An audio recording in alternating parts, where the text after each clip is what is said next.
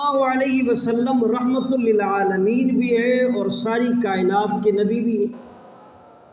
قیامت تک آپ کی نبوت ہے اور اس نبوت کی ذمہ داری کا بوجھ آپ کے کندھوں پر ہے۔ ایک مسجد کے امیر کے کندھوں پر اتنا بوجھ ہوتا ہے، اور نبوت کا بوجھ یہ منہ سے کہہ لینا بڑا آسان ہے۔ اب وہ ساری ذمہ داریاں آپ علیہ الصلاۃ والسلام کے کندھوں پر ہیں۔ حالات کچھ ایسے ہیں کہ کچھ لوگ ساتھ دیتے ہیں اور اکثریت مخالفت کرتے ہیں، اور یہ ہمیشہ سے ہوا ہے۔ یہ ہمیشہ سے دین کے کام میں آپ کے ساتھ چند ہی لوگ چلیں گے بس، اور آپ آوارگی کے لیے اگر نعرہ لگائیں تو قوم ساری آپ کے ساتھ کھڑی نہ ہوئی تو جو مرضی آپ کے، ساری رات آپ غلط محافل کے لیے دعوت دیں تو قوم ماشاءاللہ بیٹھے گی بھی، سنے گی بھی، محظوظ بھی ہوگی اور بڑے جم کر بیٹھے گی۔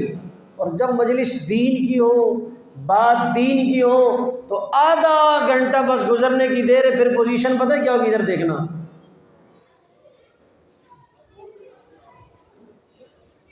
ٹھیک آدھے گھنٹے کے بعد یہ حال شروع ہو جائے گا۔ اس کا معنی ہے، یہ ایسے نہیں ہے، اس کا مطلب ہے، اس کا معنی ہے، اس کا معنی یہ ہے بس کرو ہماری جان چھوڑو، کیا ہمارے سامنے بیٹھ کر دین کی باتیں کر رہے ہیں۔ آدھے گھنٹے سے زیادہ ہم لوگ اس پوزیشن میں نہیں ہیں کہ ہم بس کر دو بھائی، یہ قوم مجھے کم دیکھے گی، آپ کو زیادہ دیکھے گی، بس کر دو۔ میں نے کہا یہ سارے حالات تھے، اللہ کے رسول کے ساتھ چلنے والے تھوڑے اور مخالفت کرنے والے زیادہ، اور یہ حالات تمام نبیوں کے ساتھ۔ آپ علیہ السلام دعوت کے لیے جاتے نا تو مشرکین مکہ پتہ کیا کہتے؟ آپ کے ساتھ تو یہ غریب فقیر مسکین علاقے کے مزدور ہیں، ان کے ساتھ ہم اب بیٹھے، ہماری تو شان و شوکت کے خلاف۔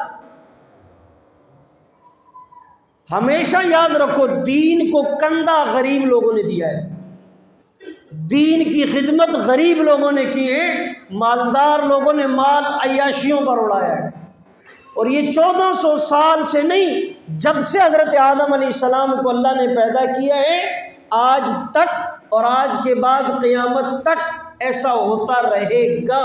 چند لوگ ایسے دنیا میں آئے تھے، ہیں اور آئیں گے جن کا مال دین پر لگے، ورنہ دین کو ہمیشہ سپورٹ، طاقت، مدد غرباء اور مساکین نے کی۔ یہ شروع سے چلا آ رہا ہے، دین سے پیار درمیانے طبقے کے لوگوں نے کیا۔ سمجھ آ رہی؟ یہ میرا موضوع نہیں۔ آپ صلی اللہ علیہ وسلم پر نبوت کا بوجھ ہے۔ اب ظاہر سی بات ہے، جب آدمی پریشان ہوتا ہے نا تو کچھ تسلی دینے والا ہو، حوصلہ بڑھانے والا ہو، ساتھ چلنے والا ہو، مدد کرنے والا ہو، تو آدمی کا کچھ کام میں حوصلہ بڑھتا رہتا ہے، حوصلہ بڑھتا ہے۔ آپ صلی اللہ علیہ وسلم کا حوصلہ بڑھانے والی گھر کی خاتون حضرت خدیجہ رضی اللہ تعالی عنہا، باہر آپ کا حوصلہ بڑھانے والے مرد حضرت ابو طالب، جو آپ علیہ السلام کے چچا تھے۔ مسلمان ہوئے نہیں ہوئے یہ ایک علمی بحث ہے، اس میں آپ کو پڑھنے کی ضرورت نہیں ہے۔ بہرحال حدیث کے مطابق یہ ہے کہ بغیر کلمے کے دنیا سے چلے گئے۔ یہ دو بندے وہ ہیں، ایک مرد ہیں اور ایک عورت ہے، جو حضور صلی اللہ علیہ وسلم کو سہارا دیتے ہر موقع پر۔ آپ گھر جاتے پریشان ہیں، حضرت خدیجہ تسلی دیتی، حوصلہ بڑھاتی، اور آپ باہر کے وقت کہیں پریشان ہوتے تو چچا آپ کو حوصلہ دیتے۔ یہ معراج کے سفر سے پہلے آپ صلی اللہ علیہ وسلم پر 4 غم جمع ہو گئے۔ کتنے غم؟ 4 غم۔ ایک غم یہ تھا کہ حضرت خدیجہ رضی اللہ تعالی عنہا کا انتقال ہو گیا، ٹھیک ہے۔ ایک غم یہ تھا کہ ابو طالب جو آپ کے چچا تھے ان کا بھی انتقال ہو گیا۔ ایک غم یہ تھا کہ آپ صلی اللہ علیہ وسلم اور حضرت خدیجہ نے وفات سے قبل 3 سال تک، کتنے سال؟ 3 سال۔ مہنگائی کے مارے لوگوں یہ جملہ سننا ذرا غور سے، کتنے سال تک؟ 3 سال تک شیب ابی طالب، یہ ایک گاٹھی کا نام ہے مکے میں، گھاٹی سے مراد ایک پہاڑ ہے اس کے قریب میں، وہاں 3 سال حضرت ختیجہ نے نبی علیہ السلام کے ساتھ گزارے اور 3 سال میں پتے چبائے۔ کیا کھائے؟ پتے چبائے۔ پتے۔ آج کہتے ہیں مہنگائی بہت ہے، پتے کھانے کا وقت تو ابھی تک نہیں آیا نا، اور نہیں آئے گا انشاءاللہ، محمد رسول اللہ کی دعائیں زندہ ہیں، لیکن وہ پتے کھا کر کے بھی دین پر یوں کھڑے رہے۔ آج سب کچھ ہڑپ، ہماچی آید فنا در فنا، ہر چیز ادھر پیٹ میں غرق، استغار میں، اور جب نماز کی باری آئے صبح مؤذن کہتا ہے حی علی الفلاح، یہ کہتا ہے سی ہونے تو ستے ہیں ہوں تو جگانا سے آگے سنا۔ کتنی عجیب بات ہے، 3 سال پتے چبائے لیکن شریعت کا حکم چھوٹا نہیں۔ یہ بھی تو عورت تھی۔ 3 غم ہو گئے، چوتھا غم شیب ابی طالب سے نکلے، ختیجہ کا انتقال ہو گیا، ختیجہ کے انتقال کے بعد چچا کا انتقال ہوا۔ طائف کے لوگوں کے بارے میں یہ مشہور ہے کہ وہ مہمان نواز قوم ہے۔ کیا ہے؟ مہمان نواز قوم ہے طائف کے لوگ۔ تو آپ صلی اللہ علیہ وسلم نے سوچا کہ یہ جو طائف والے ہیں یہ مہمان نواز ہیں، میں یہاں تنہا ہوتا جا رہا ہوں، ان کے پاس جاتا ہوں، کچھ میرا دستے بازو بنیں گے، کچھ حوصلہ دیں گے، کچھ میرے ساتھ چلیں گے، یہ جو کندھوں پر نبوت کا بوجھ ہے، کام کرنا ہے، وزن ہلکا ہوگا، کام کرنے میں آسانی ہوگی۔ لیکن آپ علیہ السلام کو کیا پتہ تھا کہ طائف والے تو الامان والحفیظ۔ جب آپ علیہ السلام طائف پہنچے، کائنات نے یہ منظر نہ پہلے دیکھا نہ اس کے بعد دیکھا۔ ہاں جی، کسی نے کہا کہ اللہ کو آپ کے علاوہ نبی نہیں ملا، اللہ کو آپ کے علاوہ کوئی معاذ اللہ نظر نہیں آیا۔ اور یہاں ایک جملہ میں کہنے لگا ہوں، توجہ سے نوجوان سننا، انہوں نے یوتھیے پیچھے لگا دیے۔ کون؟ یوتھیے کہتے ہیں نا قوم یوتھ، یہ قوم یوتھ وہاں طائف میں بھی تھی۔ یوتھ قوم نے محمد الرسول اللہ کو پتھر مارے۔ حقیقت ہے یہ جھوٹ ہے؟ یہی قوم یوتھ آج پیغمبر کے وارثوں کے منہ پر جوتے مار رہی ہے۔ اس وقت بھی قوم یوتھ نے نبی پر پتھر برسائے تھے اور سمجھا ہم بڑا کوئی کمال کا کام کر رہے ہیں، جیسے وہ غرق ہوئے آج سے یہ غرق ہو رہے ہیں۔ اور یہ ہمارا جو نوجوان طبقہ ہوتا ہے نا، یہ قوم کا سرمایہ ہوتا ہے۔ اس کو جس رخ پر آپ نے لگانا ہے، نوجوان طبقے کے پاس یاد رکھو دماغ نہیں ہوتا۔ دماغ یہ خود کو جتنا بھی فلاسفر کہیں، عقل مند کہیں، دانشور کہیں، تعلیم یافتہ کہیں، یہ 14 سال سے لے کر 30 سال کی جو عمر ہے، یہ دماغ سے فارغ قوم کی عمر ہے۔ ہوتا ہے دماغ لیکن وہ 30 سال کے بعد کام کرتا ہے۔ نبوت کسی نبی کو 40 سال سے پہلے نہیں ملی۔ 40 سال پر عقل تام ہوتی، یہ سمجھتے ہو ساڈے تو ورگا ہن پیو سانو دسے گا یہ گل، 4 جماعتیں پڑھ کر تمہاری میں ختم نہیں ہوتی۔ تو قوم یوتھ نے، اس دور کے نوجوانوں نے نبی پر کیا برسائے؟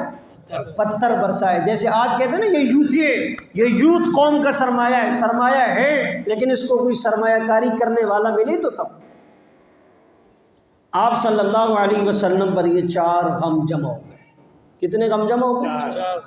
اب ظاہر سی بات ہے، میں نے مثال دی کہ ہماری طبیعت اور فطرت میں جب ابتا جائیں، تکلیفیں ہوں، غم ہوں، تو دل چاہتا ہے کہیں باہر نکل جائے، دل چاہتا ہے۔ اب آپ صلی اللہ علیہ وسلم شکوہ کریں تو کس سے کریں؟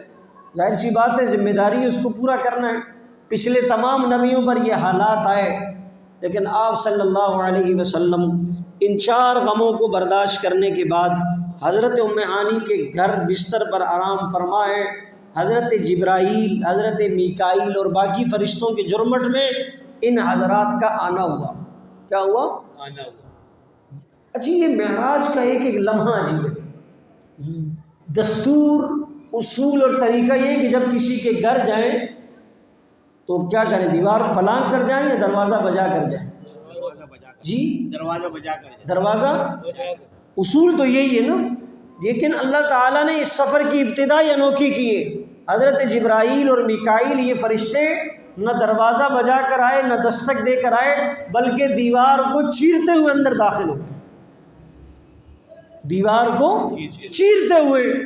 علماء نے لکھا ہے کہ یہ انوکھا داخل ہونا اس بات کی علامت تھی کہ جیسے جبرائیل کا آنا انوکھا ہے، ایسے آپ کا جانا بھی انوکھی جگہوں پر ہوگا۔ آپ علیہ السلام کو اٹھایا، اب توجہ رکھنا، ریسیو کیا، وصول کیا، یہ اس بات کی دلیل تھی، سبق سکھایا جا رہا تھا کہ مہمان خصوصی کو فون پر نہیں بلایا جاتا بلکہ لانے کے لیے بندوں کو بھیجا جاتا ہے۔ مہمان خصوصی کو فون پر نہیں بلایا جاتا، خط بھیج کر، بلکہ ان کے پاس بندے بھیجے جاتے ہیں اور ریسیو کر کے لایا جاتا ہے۔ یہ حضرات آئے، اللہ کے رسول کو وصول کیا اور وہاں سے لے کر بیت اللہ چلے گئے۔ کہاں چلے گئے؟ بیت اللہ۔ یہ ایک ایک عجیب عجیب لمحہ ہے اور ایک ایک لمحے میں تفصیل ہے۔ یہاں سے جب اٹھایا اور بیت اللہ لے گئے، اور عجیب بات، بیت اللہ کے دو حصے، اچھا آپ میں سے کتنے لوگ گئے؟ ایک خانہ کعبہ ہے، ایک حتیم ہے۔ یہ جو آپ تصویر میں دیکھتے ہیں نا، خانہ کعبہ کے ساتھ یوں دیوار ہے، یہ خانہ کعبہ کا حصہ ہے اصل میں۔ یہ خانہ کعبہ کا، اس کو نشانی اسی لیے دی گئی ہے کہ یہ خانہ کعبہ کا حصہ ہے۔ ابھی ہم جب سفر میں تھے تو حتیم کے پاس کئی دیر اندر جانے کے لیے تو وقت ہوتا ہے، کھڑے ہو کر بس یہ واقعہ معراج میرے دماغ میں ایسے یوں گھومتا تھا، اور اللہ کے نبی صلی اللہ علیہ وسلم اور صحابہ کی وہ حدیثیں، یہ حتیم کا جو حصہ ہے یہ بیت اللہ کا حصہ تھا، بیت اللہ کا۔ ابراہیم علیہ السلام نے خانہ کعبہ یہاں تک تعمیر کیا تھا۔ یہ جو آج خالی ہے یہ اس بات کی علامت ہے کہ یہ بیت اللہ کا حصہ ہے۔ جب اس کے بعد خانہ کعبہ شہید ہوا اور پھر جب عرب کے لوگوں نے بنایا، آج جس حیت پر خانہ کعبہ بنا ہوا ہے یہ وہ عرب کے لوگوں کا بنایا ہوا ہے، وہ عرب کے لوگوں کا۔ اب یہاں ایک مستقل علماء نے ایک موضوع لکھا ہے، کچھ کام ایسے ہوتے ہیں جو کرنے کے باوجود کرنے کے ہوتے ہیں پھر بھی نہ کرنے میں بہتری ہوتی ہے، ورنہ فتنے کا اندیشہ ہوتا ہے۔ جہاں علماء نے اس موضوع کو لکھا ہے کہ کچھ کام کرنے کے ہوتے ہیں لیکن اس کے نہ کرنے میں بہتری ہے۔ دلیل یہ ہے کہ آپ صلی اللہ علیہ وسلم اکثر فرماتے تھے میری چاہت ہے کہ یہ خانہ کعبہ ابراہیم علیہ السلام کی تعمیر پر دوبارہ آ جائے۔ ابراہیم علیہ السلام کی تعمیر پر صحابہ نے پوچھا یا رسول اللہ پھر آپ اس کا حکم کیوں نہیں دیتے؟ فرمایا فتنے کا خطرہ ہے۔ کس کا خطرہ ہے؟ یہ ان کے باپ دادا نے بنایا تھا، اگر آج ہم اس کو توڑ کر آگے تعمیر کا حکم دیں تو یہ ہمارے ایسے مخالف ہو جائیں گے جیسے کلمہ پڑھنے سے پہلے مخالف۔ فتنے کے خدشے سے اللہ کے رسول صلی اللہ علیہ وسلم نے بھی حکمت کے تحت اس کو چھوڑ دیا۔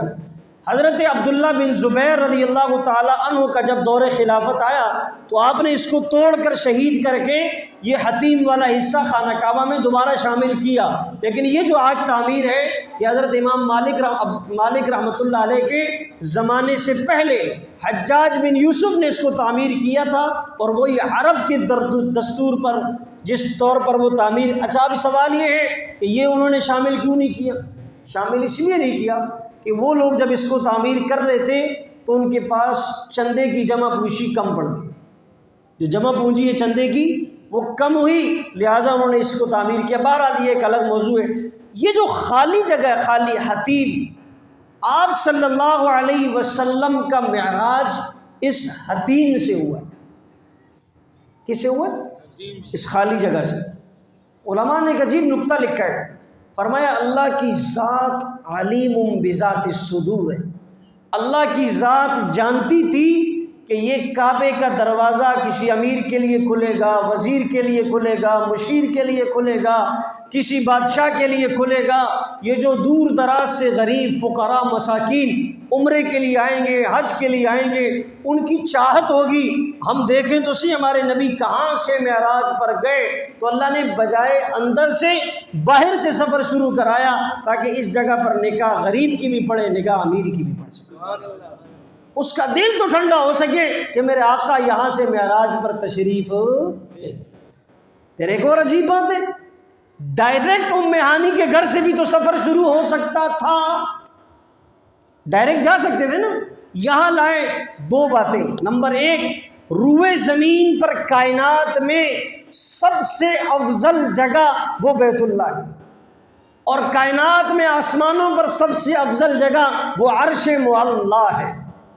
یہ جو بیت اللہ ہے نا، بیت اللہ حدیث میں آتا ہے، اس کی سیدھ میں بالکل آسمان پر، ساتوں آسمان کے بعد بیت المعمور ہے، اور اس کا طواف فرشتے کرتے، اس کا طواف فرشتے کرتے اسی کی سیدھ میں. تو زمین پر سب سے افضل جگہ وہ بیت اللہ، آسمانوں پر سب سے افضل جگہ عرش معلی. آپ صلی اللہ علیہ وسلم اول بھی اور آپ صلی اللہ علیہ وسلم آخر بھی. آپ سارے نبیوں سے اول اور سارے نبیوں سے آخر. کیا معنی؟ جب آدم علیہ السلام کو بھی نبوت نہیں ملی تھی تو حضرت رسول اللہ فرماتے ہیں کنت نبیا وآدم بین الماء والطین. حضرت آدم ابھی پانی اور مٹی کے درمیان تھے، مجھے اللہ نے اس وقت ہی نبی بنا دیا تھا.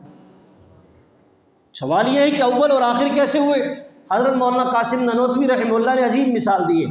فرمایا اگر آپ علیہ السلام کو اول اور آخر سمجھنا ہے تو یوں سمجھو، ایک صفحے پر پرکار کو رکھو. پرکار جانتے کس چیز کا ہوتا ہے؟ دائرہ، گول دائرہ بناتے ہیں نا اس کا. پرکار کی ایک نوک ہوتی ہے اور ایک اس کے ساتھ پینسل ہوتی ہے. جب آپ نوک رکھتے ہیں تو اس نوک سے صفحے پر نشان بنتا ہے. ایسے ہی پھر آپ اس سے پینسل سے راؤنڈ گھماتے ہیں اور سرکل پورا کرنے کے بعد ایک دائرہ اور ایک نقشہ بنتا ہے.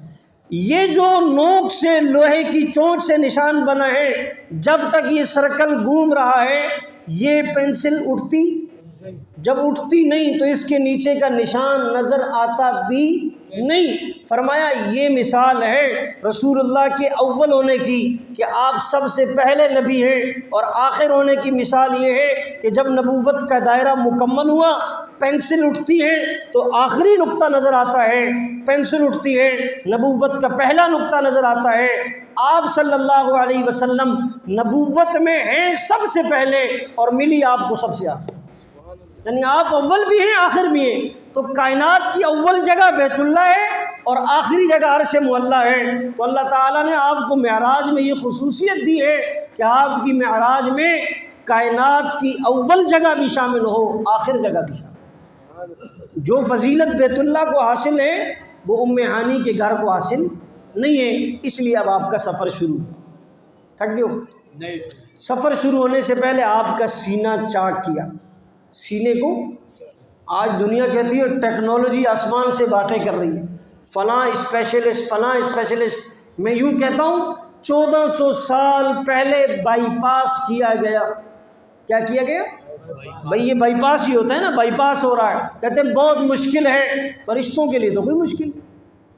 فرشتوں کے لیے آپ صلی اللہ علیہ وسلم کا بائی پاس ہوا، دل باہر نکالا، اور اس دل کو ایک پیالہ لایا گیا، تشت لایا گیا جنت سے، اس میں رکھ کر آب زمزم سے دھویا گیا. آب زمزم سے دھویا گیا. محدثین نے لکھا ہے کہ ایسا زندگی میں 4 مرتبہ ہوا.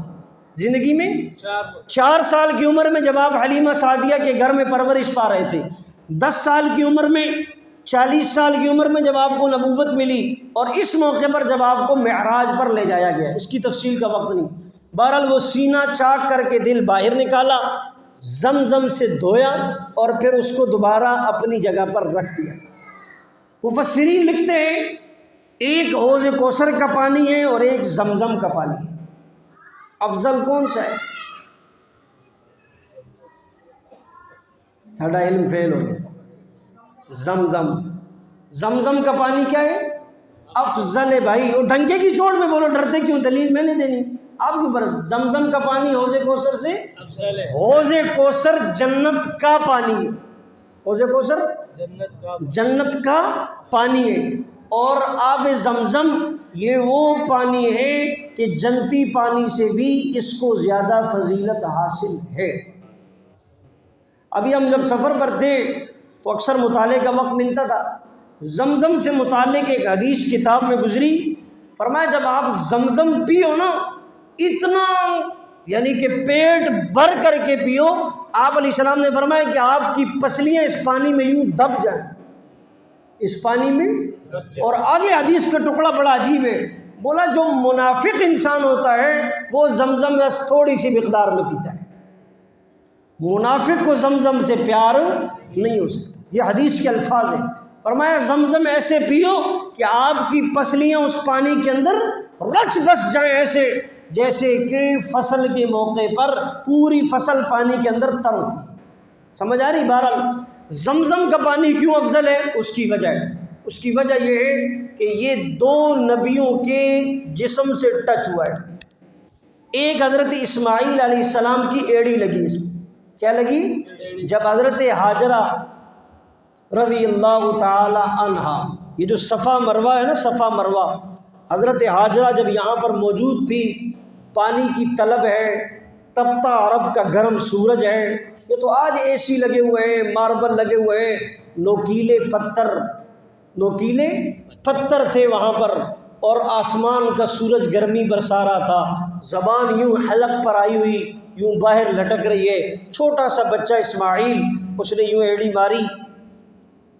اسماعیل کی ایڑی سے پانی جاری نہیں ہوا، اللہ کے حکم سے جاری، یہ پوری بات ہے۔ اچھا، اسماعیل علیہ السلام کی یوں ایڑی لگی تو اس سے زمزم جاری ہوا، جو آج بھی وہاں کنواں موجود ہے۔ زمزم عبرانی زبان کا لفظ ہے۔ کون سی زبان کا؟ اردو کا لفظ نہیں ہے۔ زمزم کے معنی ٹھہر جاؤ۔ کیا معنی؟ جب حضرت ہاجرہ کی ضرورت پوری ہو گئی تو حضرت ہاجرہ نے اس وقت کہا زمزم، ٹھہر جا۔ علماء محدثین فرماتے ہیں کہ اگر حضرت ہاجرہ اس کو ٹھہر جا نہ کہتی تو اللہ اس کو قیامت تک ساری دنیا میں جاری فرما دیتی، قیامت تک۔ دوسری خصوصیت اس کو یہ حاصل ہے جو زمزم کا کنواں ہے، علماء نے لکھا ہے ایک موقع پر اللہ کے رسول اس کنویں کے پاس تشریف لائے، آپ علیہ السلام نے صحابہ کے جرمٹ میں جمع ہو کر زمزم کے کنویں سے پیالہ بھروایا۔ کیا کیا؟ پیالہ بھرا، اور آپ علیہ السلام نے اس سے پیا۔ کیا کیا؟ پیا۔ اور پینے کے بعد آپ کا پیالہ ہاتھ میں، ابھی یوں صحابہ دیکھ رہے، وہ آج کے پیر نہیں تھا جو سارا پی جاتا، سمجھ آئی؟ کسی نے کہا یار ابھی یہ تو ابو بکر کو ملے گا، اس لیے کہ ابو بکر تو ہر کام میں اول ہے نبی کے بعد۔ کسی نے کہا یہ فاروق اعظم کو ملے گا، عثمان کو ملے گا۔ رسول اللہ صلی اللہ علیہ وسلم کی نظر مبارک جو ایمانی کیفیت کی نظر تھی وہ قیامت تک آنے والے انسانوں پر تھی۔ آپ کو صرف صحابہ کی فکر نہیں تھی، آپ کو گلستان کالونی کے نمازیوں کی بھی فکر تھی، آپ کو پورے اہل کراچی اور پوری قیامت تک آنے والی ساری انسانیت کی فکر تھی۔ آپ نے وہ پیالہ پینے کے بجائے، صحابہ کو دینے کے بجائے اس زمزم میں دوبارہ واپس ڈال دیا۔ آج جو لوگ زمزم پیتے ہیں، علماء لکھتے ہیں کہ وہ زمزم بھی پی رہے ہیں، نبی کا جھوٹا بھی پی رہے ہیں۔ سبحان اللہ تو بولو، تمہاری سبحان اللہ ایسی نہیں نکلتی تو محبت کیا ہوگی؟ جو زمزم پی رہا ہے وہ نبی کا۔ ابھی ہم سفر میں تھے، بس بات ختم کرتا ہوں، باقی تفصیل کل۔ جو اس سے پہلے حکمران تھے نا شاہ سلیمان، وہاں مقامی ساتھیوں نے بتایا کہ انہوں نے زمزم کے کنویں میں ٹیکنالوجی کے بڑے بڑے پلانٹ لگائے، مشینیں لگائیں، پائپ لگائے، اور اس پائپ کو اپنے گھر تک، محل تک لے گئے۔ کہاں تک لے گئے؟ یعنی مقصد یہ تھا کہ موٹر چالو کریں گے تو پانی زمزم کا ڈائریکٹ کہاں آئے گا؟ گھر میں آئے گا، ٹینکر میں لانا نہیں پڑے گا، بوتل میں، یہ ساری حاجت ختم ہو جائے گی۔ دنیا کی ٹیکنالوجی کا زور لگایا لیکن پانی شاہ سلیمان کے گھر کی طرف نہیں گیا، پانی شاہ سلیمان کے محل کی طرف ہو۔ ہر ٹیکنالوجی، ہر مشین، ہر کاریگر، ہر انجینئر، سارے حربے استعمال کیے لیکن پانی چڑھتا نہیں، اس لیے کہ اللہ کو پتہ ہے کہ یہ پانی پوری امت کے لیے وقف ہے۔ شاہ سلیمان کا باپ لے کر آیا تھا کیا اس کو؟ سمجھ آ رہی بات؟ تو اللہ تعالیٰ نے جیسے اس دور میں دکھایا، آج بھی اللہ تعالیٰ دکھا رہے ہیں۔ وہ قبرستان جہاں پر بچیوں کو زندہ عرب کے لوگ دفن کرتے تھے، اس قبرستان کو بھی بعض لوگوں نے منصوبے کے تحت عمارتوں میں شامل کرنے کی کوشش کی۔ انجینئر بلڈوزر لائے، اپنے تمام حربے استعمال کرتے رہے، جب وہ بلڈوزر قبرستان کے قریب لاتے تو چلانے والا اندھا ہو جاتا تھا، چلانے والا۔ آج بھی وہ قبرستان اپنی حیت پر ہے جو 1400 سال پہلے تھا۔ یہ اللہ تعالیٰ نے بتایا ہے کہ ظلم اللہ زندہ رکھتے ہیں اور ظالم کو اللہ صفحہ ہستی سے مٹا دیتے ہیں، مظلوم کو اللہ تر و تازہ کرتے ہیں اور ظالم کو اللہ صفحہ ہستی سے، پاکستان کی دھرتی پر بھی ایک کہتا تھا میں وہاں سے ہٹ کروں گا جہاں سے تم سوچ نہیں سکتے، آج وہ اپنے انجام کو پہنچ چکا ہے اور لال مسجد کے علماء طلباء اسی طرح قرآن اور حدیث پڑھتے ہوئے نظر آ رہے ہیں۔ نبی علیہ السلام کا سینہ دوبارہ بند کیا گیا اور آپ کے سینے کو پیک کیا، اور پھر اس کے بعد براق کی سواری پر آپ کے سفر کی ابتدا ہوئی۔ کس پر؟ براق۔ اب یہ سواری کیسی تھی، کس طرح چلی، اس کی تفصیل انشاءاللہ کل۔ اللہم